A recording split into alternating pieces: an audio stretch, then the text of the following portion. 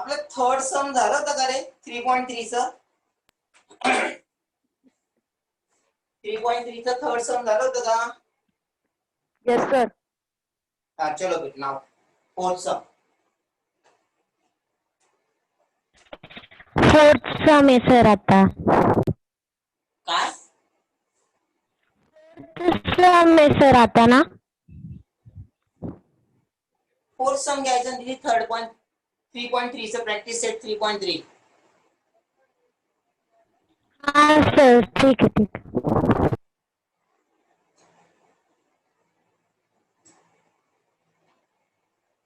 PQR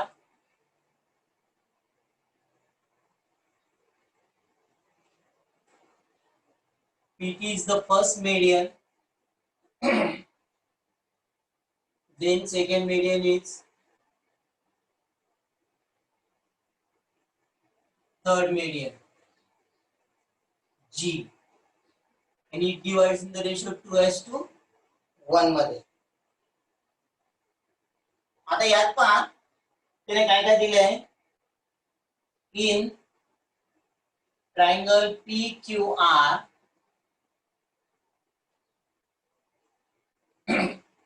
point G is the centroid.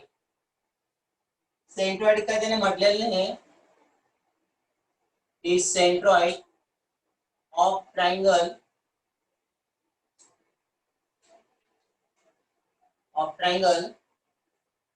on median PT. GT दिलेला आहे त्याने 2.5. Find PG and PT. आता पहा यात तुम्हाला ना मेन्शन करावं लागेल.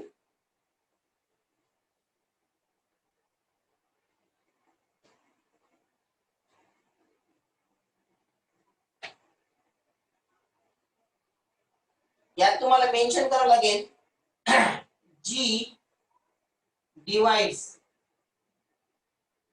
segment PT in the ratio 2:1. म्हणजे याचा अर्थ असा आहे PG upon GT is equal to 2/1. PG चा पार्ट 2 पार्ट असतो आणि GT चा 1 पार्ट असतो. मग PG ची व्हॅल्यू आपल्याला फाइंड करायची आहे. PG GT दिलेला आहे त्याने 2.5. 2:1 क्रॉस मल्टिप्लिकेशन करा. PG is equal to 2 into 2.5. PG is equal to 5 units. Units लिहिणं गरजेचं असतं. आता आपल्याला PT फाइंड करायचं आहे. where PT is the addition of PG plus GT. आणि हे कोलिनियर पॉइंट्स आहेत म्हणून आपण ऍडिशन केलेली आहे. PGT 5 plus 2.5 and we get 7.5 units. अशा पद्धतीने फाइंड करायचं. चला लिहून घ्या. जनरली 1 किंवा 2 मार्क्स साठी विचारतात.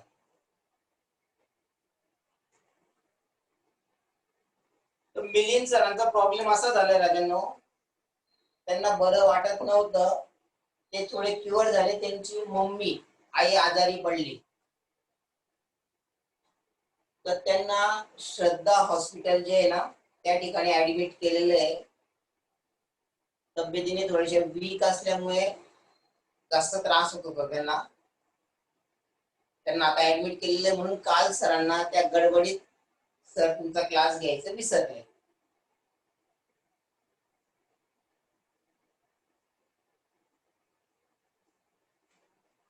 आणि ज्यांनी अजून फीज जमा केली नाही त्यांनी जमा करायला हरकत नाही राजांनो.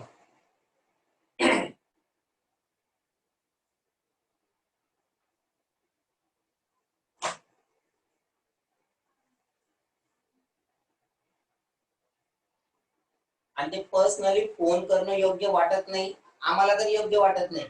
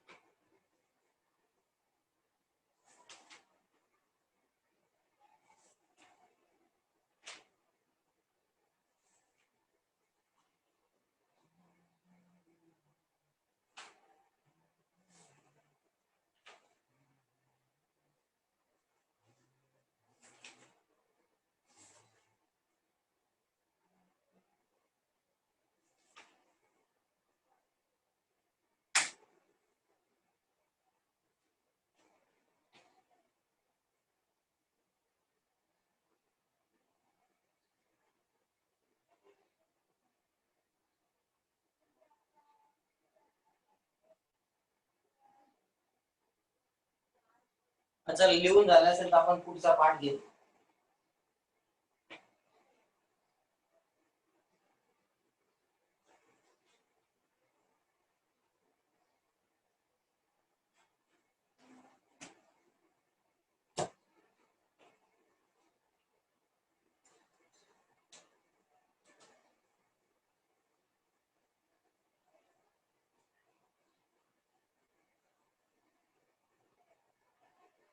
आता त्यातला फर्स्ट पार्ट आहे परपेंडिक्युलर बायसेक्टर.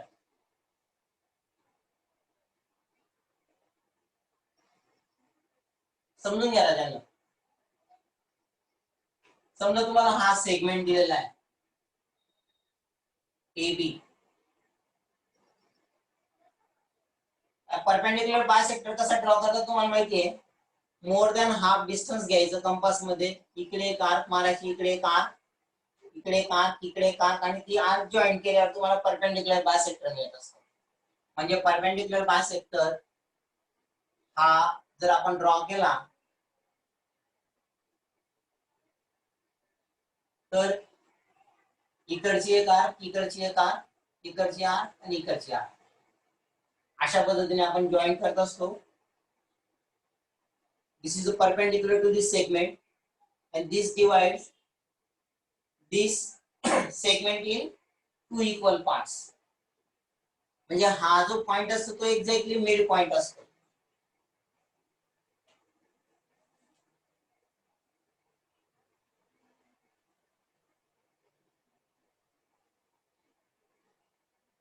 तर हा एक्झॅक्टली मिड पॉइंट असतो. याला आपण जर M नाव दिलं पॉइंटला, तर या परपेंडिक्युलर बायसेक्टरचा सेगमेंटचा यूज असा आहे की समजा तुम्ही या ठिकाणी असे नंबर ऑफ पॉइंट्स घेतले, असे भरपूर पॉइंट्स घेतले, आणि तुम्हाला एक ऍक्टिव्हिटी पण करायला लावली होती. जर तुम्ही हा सेगमेंट आणि हा सेगमेंट जर जॉईन केला, म्हणजे याला आपण M1 नाव देऊ, AM1 आणि BM1. तसंच हा AM2 आणि BM2. जर तुम्ही यांच्या लेंथ जर मोजल्या तर ही लेंथ आणि ही लेंथ तुम्हाला सेम मिळेल. ही लेंथ आणि ही लेंथ पण सेम मिळेल. आणि त्याचबरोबर हा पॉइंट जर तुम्ही जॉईन केला इकडचा समजा,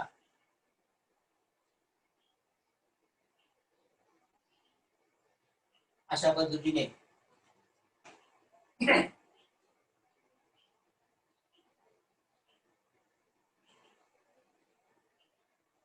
तर ही लेन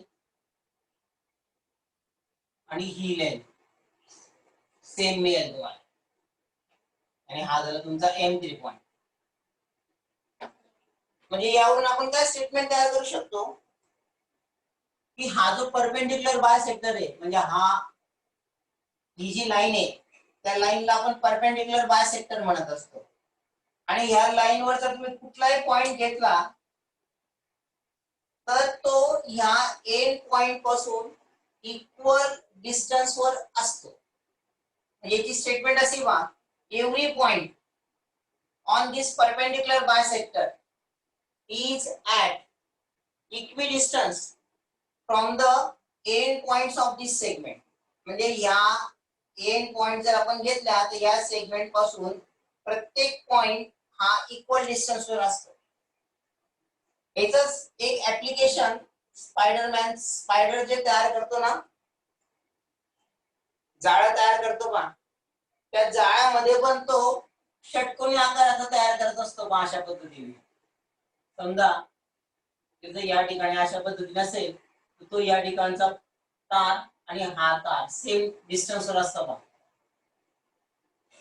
आणि जर तुम्ही या ठिकाणची ही जी लेंथ मोजली तर तुम्हाला ही सर्व लेंथ सेम मिळत असते. तो सुद्धा त्या ठिकाणी तेच फंक्शन यूज करत असतो. आणि नेचर मध्ये जर तुम्ही पाहिलं तर अशा टाईपचं जे हेक्सागॉन असतात त्या हेक्सागॉनचा जास्तीत जास्त यूज केलेला असतो. तुम्ही जर हनीकॉम्ब जर पाहिलं त्याचा शेप सुद्धा हेक्सागोनल टाईपच असतो. त्याच्यानंतर स्पायडर, तर ते जे तयार करते ते सुद्धा हेक्सागोनल टाईपच असतं. असे तर भरपूर एक्झाम्पल्स आहेत. तर त्या ठिकाणी नेचर अशा टाईपचे शेप्स फॉलो करत असतं. तर ह्या केस मध्ये सुद्धा तोच फंक्शन आपण या ठिकाणी यूज केलेला आहे. तर हा जो सेगमेंट असतो ना, हा परपेंडिक्युलर बायसेक्टर असतो. या ठिकाणी या सेगमेंटला हा काय असतो, परपेंडिक्युलर बायसेक्टर असतो. तर तसंच या ठिकाणी सुद्धा हे जे परपेंडिक्युलर बायसेक्टरचा कुठलाही पॉइंट जर तुम्ही घेतला तर तो या एंड पॉइंट पासून इक्वल डिस्टन्स वर असतो.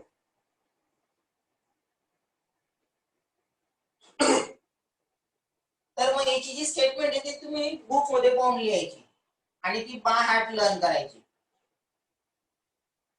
तर ही फिगर तुम्ही ड्रॉ करा आणि स्टेटमेंट तुम्ही लिहून घ्या. तुम्हाला फक्त या ठिकाणी स्टेटमेंटच यूज होणार आहे. प्रणव, राजाला काय प्रॉब्लेम येतोय राजा?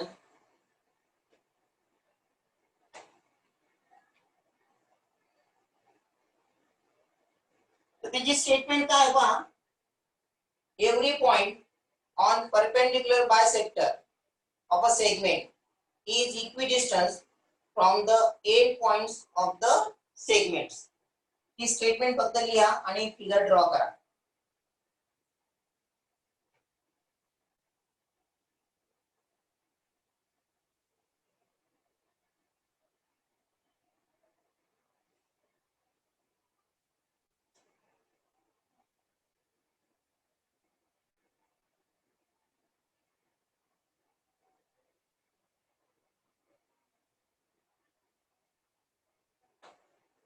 Angle bisector.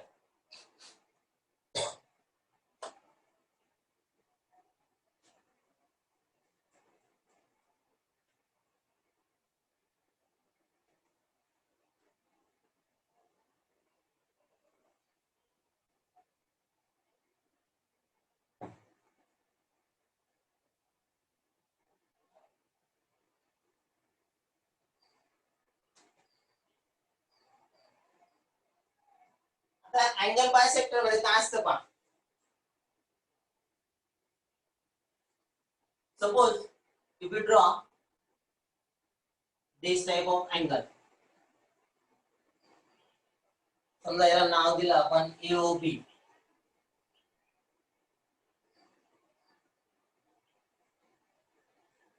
आणि या अँगलला बायसेक्ट करा.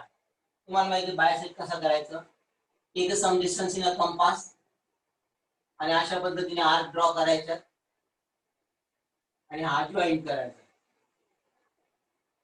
तर हा जॉईन केल्यानंतर यातले समजा तुम्ही पॉइंट्स घेतले, एक पॉइंट, दुसरा पॉइंट, हा तिसरा, चौथा, आणि त्या पॉइंट पासून परपेंडिक्युलर ड्रॉ करा ऑन सेगमेंट. या सेगमेंटवर परपेंडिक्युलर ड्रॉ करा. तुम्ही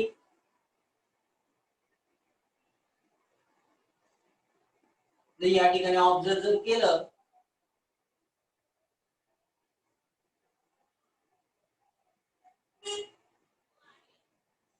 तर हे जे डिस्टन्स आहे, म्हणजे या पॉइंट पासून समजा O1 हा समजा आपण B1 घेतला आणि हा A1 घेतला, तर O1 A1 must be equal to O1 B1 येणार. तसंच या ठिकाणी हा O2 घेतला, हा B2 आणि हा A2 सुद्धा हे डिस्टन्स सेम येणार. तसंच या ठिकाणी तिसरा पॉइंट घ्या, हे डिस्टन्स सुद्धा सेम येणार. चौथा पॉइंट घ्या, हे डिस्टन्स आणि हे डिस्टन्स सेम येणार. अशा पद्धतीने जर तुम्ही ड्रॉ केली फिगर, तर जसं आपण या ठिकाणी यूज केलेलं स्पायडरचा तोच कन्सेप्ट या ठिकाणी सुद्धा आहे. तर हा जो अँगल असतो ना या ठिकाणी फॉर्म झालेला, एक्झॅक्टली तो या ठिकाणी त्याला बायसेक्ट करत असतो. या ठिकाणी तो काय करत असतो, हा जो आर्म म्हणजे आपण आर्म म्हणूया, ही आर्म एक्झॅक्टली त्याला बायसेक्ट करत असते त्या अँगलला. हा अँगल जनरली 120 चा असतो फॉर द हेक्सागॉन साठी, आणि तो 120 चा अँगल मध्ये ड्रॉ केलं की मग पुन्हा तो काय होत असतो या ठिकाणी 60 मध्ये तो डिवाइड करत असतो. म्हणजे हा टोटल अँगल 120 झाला, त्यापैकी हा डिवाइड केल्यामुळे हा 60 चा होतो आणि हा सुद्धा 60 चा. म्हणजे अँगल बायसेक्टर मध्ये सुद्धा तोच कन्सेप्ट त्यांनी यूज केलेला आहे की every point on this angle bisector is at equidistance from the arms of that angle. म्हणजे हे आर्म्स आहेत, या आर्म्स पासून कसं असणार आहे, तो इक्विडिस्टन्स वर असणार आहे. आणि याचे कॉन्व्हर्स स्टेटमेंट पण तुम्हाला तयार करायचे. जर या ठिकाणी कॉन्व्हर्स स्टेटमेंट काय होईल पहा, जर एखाद्या लाईनवर एंड पॉइंट पासून जे डिस्टन्स जर सेम असतील तर त्यावेळेस तो परपेंडिक्युलर बायसेक्टर म्हणून काम करणार.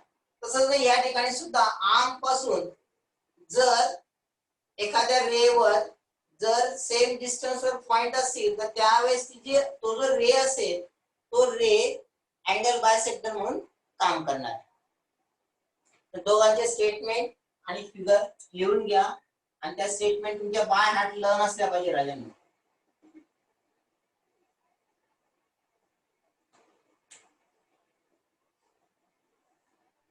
Hello sir.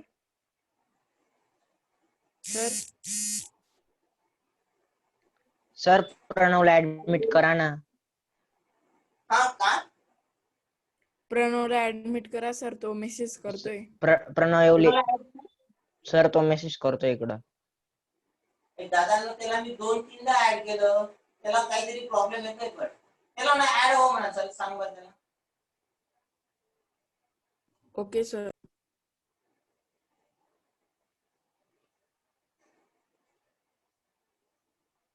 नेटचा काहीतरी प्रॉब्लेम येतोय.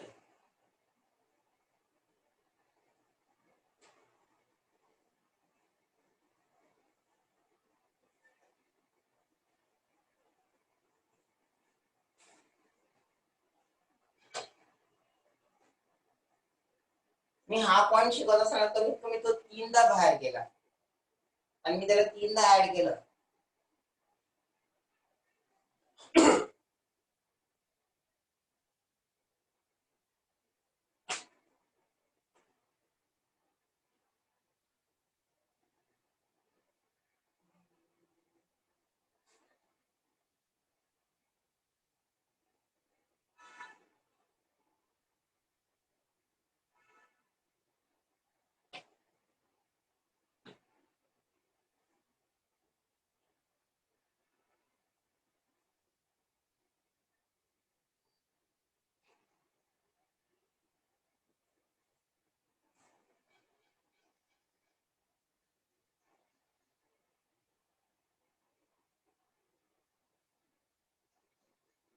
चला लिहिले गेले राजांनो, स्टेटमेंट पण लिहिली गेली. हो सर. तर आता आपण एक इम्पॉर्टंट कन्सेप्ट घेऊ.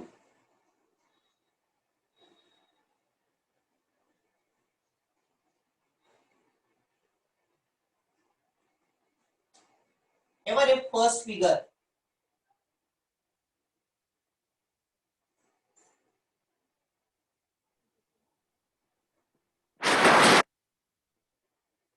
कुठला ट्रायंगल आहे बघा.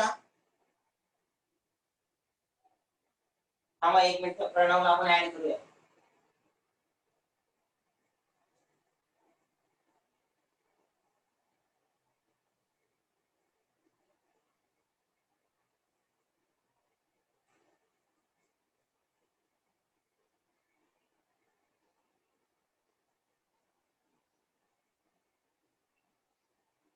नेटचा प्रॉब्लेम येतो.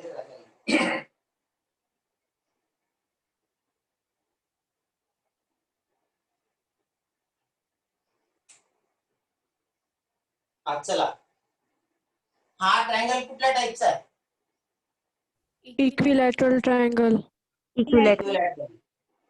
आणि इक्विलॅटरल ट्रायंगल मध्ये ऑल साइड्स आणि ऑल अँगल्स कसे असतात? इक्वल. इक्वल असतात. म्हणजे AB is equal to AC केलं मी, therefore angle B is equal to angle C. बरोबर आहे. हा झाला फर्स्ट पॉइंट. आता सेकंड पॉइंट पहा. समजा मी या ठिकाणी अशा टाइपचा ट्रायंगल ड्रॉ केलेला आहे, PQR. तर ह्या केस मध्ये आपण QR हा बेस म्हणून घेणार. फक्त कंपॅरिझन फक्त या दोन साइड्स मध्येच करणार आहे मी. इथं पण तसंच केलं पहा. इथे पण या दोन साइड्स मध्येच मी कंपॅरिझन करणार आहे. PR आणि PQ मध्ये कुठली साइड मोठी? PR मोठी पहा. As PR is greater than PQ. आता अँगल कडे पहा बरं. हा अँगल आणि ह्या अँगल कडे पहा. तर कुठला अँगल तुम्हाला मोठा वाटतोय? Angle Q. Angle Q angle P. म्हणजे angle Q is greater than angle. ज्यावेळेस मी ग्रेटर दॅनचं साइन लिहिलं ना, ते मोठं लिहा राजांना, एकदम असं वाटायला पाहिजे ग्रेटर दॅनचं साइन असं. Than angle R. तुम्ही या ठिकाणी काय स्टेटमेंट तयार करू शकता? पहिल्या केस मध्ये काय स्टेटमेंट तयार करू शकता सांगा? What is the statement for the first one? If the given triangle is the equilateral triangle, then its all side and angles are equal. Okay, इक्विलॅटरलच्या ऐवजी ना तिथे हे दोन बेस अँगल्सच फक्त विचारतात. हे दोघं अँगल्स इक्वल आहेत असंच म्हणायचं फक्त. सांगा. If the base angles are equal, then their opposite sides are also equal. जर opposite sides equal आल्या तर अँगल सुद्धा इक्वल आले. याच्यात कसं स्टेटमेंट तयार करणार सेकंड मध्ये? अजून प्रॉब्लेम आला त्याला प्रणवला.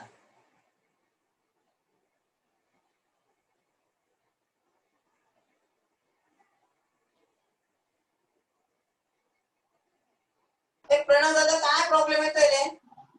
नेटचा सर प्रॉब्लेम आहे नेट का? सर हो सर नेटचा प्रॉब्लेम आहे. ओके चला ठीक आहे.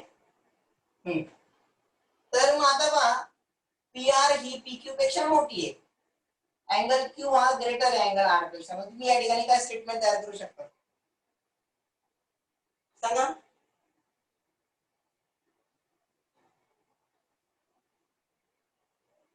हे पहा, the angle opposite to the greater side is greater. The angle opposite to the greater side is greater. आणि दुसरं उलट काय असणार? The angle, the side opposite to the smaller side, sorry, the angle opposite to the smaller side is smaller. आलं का लक्षात? आता book मध्ये स्टेटमेंट काय दिली पहा. If two sides of a triangle are unequal, जर दोन साइड्स अनइक्वल असतील, then the angle opposite to the greater side is greater than opposite to the smaller side. पुन्हा एकदा वाचा आणि त्याच्यानंतर मग ही फिगर आणि ही फिगर, नंतर मग स्टेटमेंट लिहा राजांनो. आणि त्या ठिकाणी त्याला नाव द्यायचंय properties of inequalities of sides and angles of a triangle. हे तुम्ही रेफरन्स म्हणून घेणार, properties of inequalities of sides and angles of a triangle. फक्त तुम्हाला स्टेटमेंट आहे या केस मध्ये, ती स्टेटमेंट तुम्ही लिहून घ्यायची आहे आणि या दोन फिगर ऍज अ रेफरन्स म्हणून तुम्ही ड्रॉ करून घ्या. आणि ती स्टेटमेंट सुद्धा तुम्ही बाय हार्ट लर्न करायची. मी तुम्हाला यावेळेस प्रत्येक वेळेस स्टेटमेंट आली की तेच सांगणार, बाय हार्ट लर्न करा, लर्न करा, लर्न करा.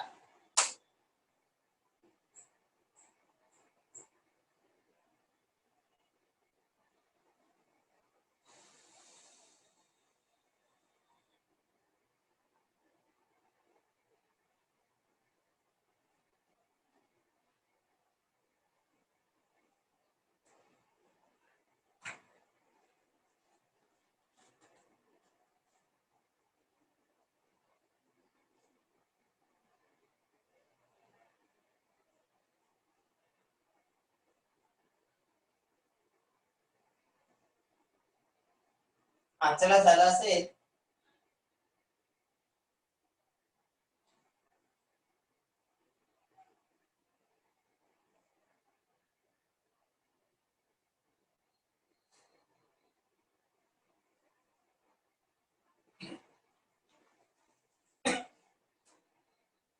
या चॅप्टर मध्ये फक्त एक दोनच थेरम एक्झामला विचारले जातात.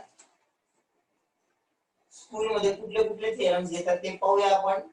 आणि थेरम झाले की मी पुन्हा एकदा रिपीट करेल ते theorems.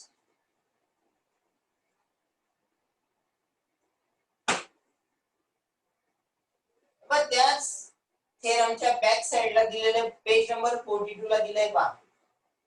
If two angles of a triangle are unequal, इथे अँगल्स वर त्याने फोकस केला, मागच्या साइड्स वर फोकस केला होता. then the side opposite to the greater angle is greater than the side opposite to the smaller angle. ही पण statement तुम्ही बाय हार्ट लर्न करा. तर आज आपण परपेंडिक्युलर बायसेक्टर, अँगल बायसेक्टर आणि प्रॉपर्टीज ऑफ इनइक्वालिटीज आणि त्याच्यानंतर मग याचे दोन स्टेटमेंट्स आहेत. ते दोघे स्टेटमेंट तुम्ही आता दोनदा तीनदा वाचा.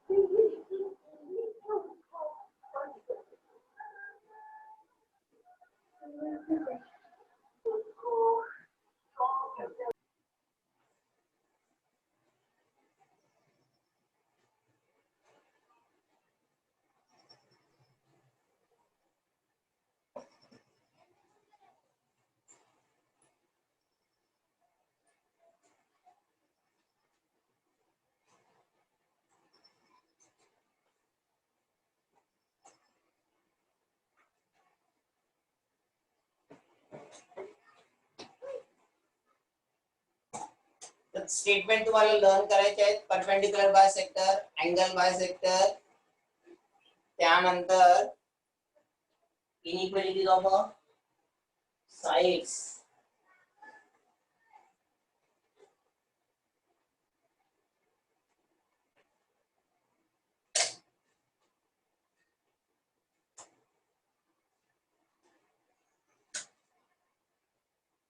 तर याच्याशी रिलेटेड जो एक थेरम आहे,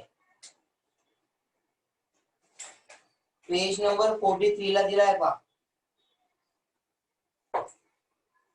तो आपण उद्या डिस्कस करू. आणि त्या थेरमचा जो मेन कन्सेप्ट आहे तो समजून घेऊ आपण. हा जो थेरम आहे, जे मागचे 2 थेरम्स घेतले आपण, टोटली त्याच्यावरच डिपेंड आहे. आयसोसेलेस ट्रायंगल थेरम आणि angle opposite to the greater side is greater, ते कन्सेप्ट आपण या ठिकाणी यूज करणार आहे. तर आपण या ठिकाणी थांबूया. बहुतेक मीटिंग ही संपण्यात आलेली आहे. कोणाला काही अडचण असेल ते विचारा.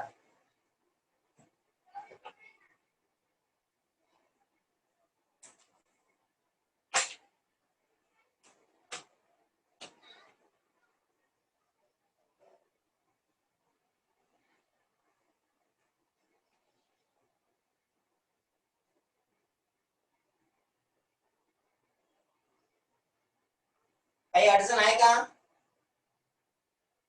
हॅलो सर नाही सर. 4 सप्टेंबरची रेकॉर्डिंग सर तुम्ही युट्यूबला फक्त 0.6 सेकंडची टाकलेली सर. ते मला नाही सांगता येणार, ते मुलगा करतो बर का. मी त्याला सांगतो वाटलं तर. हा बर का. 4 ओके सर. सप्टेंबरला क्लास झाला होता का आपला? हो सर हो. चालेल, मी त्याला सांगतो. हा सर फक्त 6 सेकंडची. किती? 6 सेकंड. लाईट गेले ते का? नाही सर 6 सेकंड होता इंडेक्स संपून जातो सर तो व्हिडिओ. चालेल, मी विचारतो वाटलं तर. हा त्यातलं आपल्याला काहीच समजत नाही राजांना.